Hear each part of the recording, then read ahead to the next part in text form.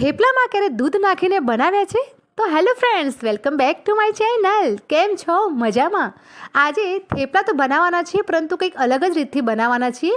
તેમાં આપણે દૂધ નાખીને બનાવવાના છીએ. હવે મનમાં થતું હશે કે દૂધ નાખીને થેપલા કેવા બનતા હશે, પરંતુ આજે વિડીયોને લાસ્ટ સુધી જોશો તો જ તમને ખ્યાલ આવશે.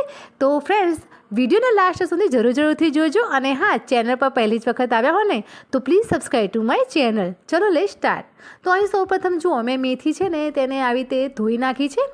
મેથીને તમારે સારી રીતે ધોવાની છે, કેમ કે મેથીમાં ખૂબ જ ઝીણા શું છે કે છેપટ હોય છે, ઝીણી કાળી માટી હોય છે, કે તેને આપણે 3 થી 4 5 6 વખત ધોઈએ ત્યારે સારી રીતે ધોવાય છે. તો મેથીને થોડી ધોઈ નાખી છે. અને અહીં મેં કહ્યું તે પ્રમાણે દૂધ આપણે લેવાનું છે. તો અહીં 300 થી 400 ગ્રામ જેટલું મેં દૂધ લીધું છે. તો અહીં હું 4 વ્યક્તિ ખાઈ શકે તેટલા હું થેપલા બનાવવાની છું. તો અહીં તેનું પ્રમાણ મેં આ રીતે લીધું છે. તો જુઓ, દૂધ મેં લઈ લીધું છે. હવે દૂધને આપણે ગરમ કરવાનું છે. તો ગેસ ઓન કરી દીધો છે અને દૂધ આપણે ગરમ કરીશું. દૂધ સહેજ જ ગરમ થાય એટલે તેની અંદર 1 મોટી ચમચી ભરીને વિનેગર, અથવા તો તમારી પાસે જો વિનેગર ન હોય તો લીંબુનો રસ પણ તમે એડ કરી શકો છો. એટલે શું છે કે આપણે દૂધને ફાડવાનું છે. તેનું તાજું પનીર બનાવવાનું છે. આમાં શું છે કે તમે હવે મનમાં વિચારતા હશો કે પનીર જ બનાવવાનું હોય તો કેમ બજારનું પનીરનો યુઝ ન કરી શકીએ? નહીં, તમે આ તાજું પનીર બનાવીને તમે થેપલા બનાવશો ને તો ખૂબ જ સોફ્ટ અને લોંગ ટાઈમ સુધી પણ ચાલશે અને એટલા જ ટેસ્ટી બનશે. અને તેની બેનિફિટ શું છે તે હું તમને આગળ કહીશ. તો જુઓ, અહીં તમે જોઈ શકો છો કે પનીર અલગ થઈ ગયું છે અને જે નીચેનું જે પાણી છે તે પણ આપણે તેનો ઉપયોગ કરવાનો જ છે. હવે આપણે જે આ પ્રોસેસ છે, હવે તેને આવી રીતે આમ રવા દઈને સાઈડમાં કરી લેવાનું છે. તો અહીં આપણે જે મેથી લીધી હતી તેને આપણે સમારી લઈશું. તો અહીં તમે મેથી છે ને વધારે ઝીણી સમારવાની નથી, કેમ કે જો વધારે પડતી ઝીણી સમારીએ છીએ ને તો મેથી થોડી વધારે કડવી લાગતી જતી હોય છે. તો મિનિમમ આપણે જનરલી ચોપ કરતા હોઈએ તેટલે જ તમારે પીસમાં ચોપ કરવાની છે.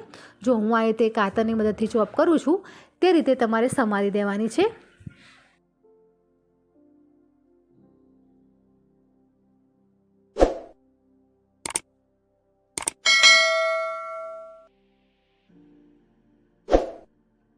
અહીં મેથીનું પ્રમાણ તમે વધારે પણ લઈ શકો છો.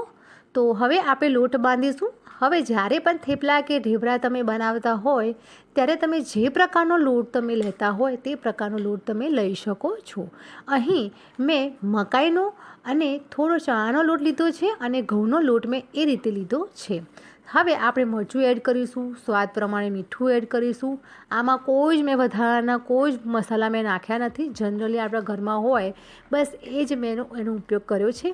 અહીં મેં અજમો નાખ્યો છે, થોડુંક મેં જીરું એડ કર્યું છે.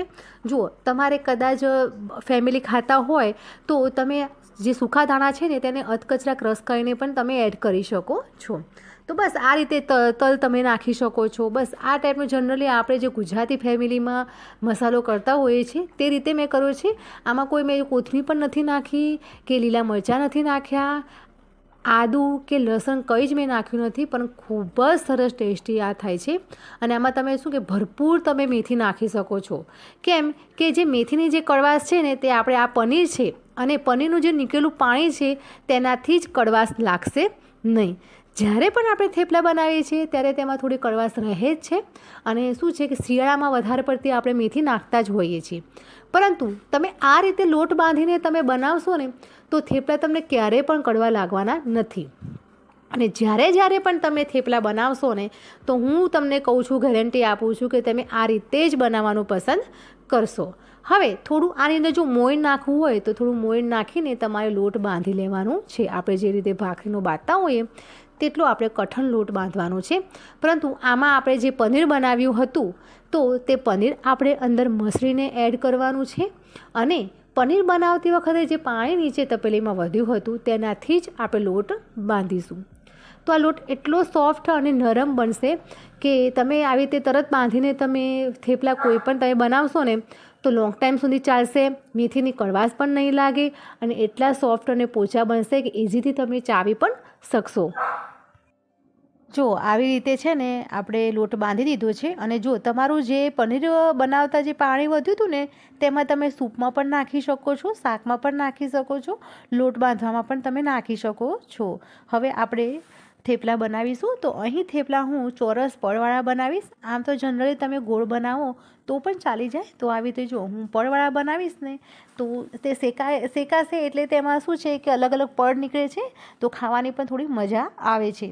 પેલા સાદા લાગે છે તો તમે કોઈ પણ તમે આવી રીતે થેપલા બનાવી શકો છો. તો જો હું આવી રીતે ચોરસ પડવાળા બનાવીશ જેથી કરીને તેમાં શું છે કે ઘીથી પણ મેં પડ કરેલું છે તો બાળકોને ઘી પણ મળી રહેશે અને આવી રીતે શું છે કે પડ ખુલશે તો બાળકોને ભાવશે.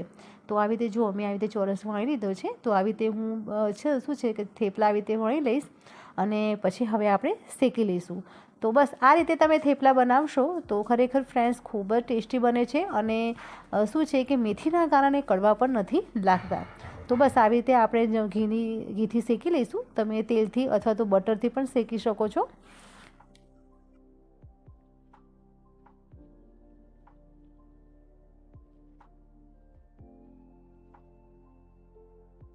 તો બની ગયા છે થેપલા. સર્વ કરી દઈશું આપણે દહીં સાથે અને સાથે માખણ અથવા તો ઘી આવી રીતે નાખીને તમે ખાશો તો ખૂબ જ ટેસ્ટી લાગશે.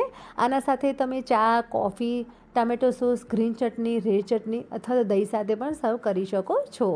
તો ટ્રાય જરૂરથી કરજો ફ્રેન્ડ્સ, ખૂબ જ તમને સરસ લાગશે અને તમે જ્યારે પણ થેપલા બનાવશો તો ચોક્કસ આ રીતે જ તમને બનાવવાનું ગમશે. તો ફ્રેન્ડ્સ આજની રેસીપી તમને થોડી ઘણી પસંદ આવી હોય તો લાઇક, શેર, સબસ્ક્રાઈબ જરૂરથી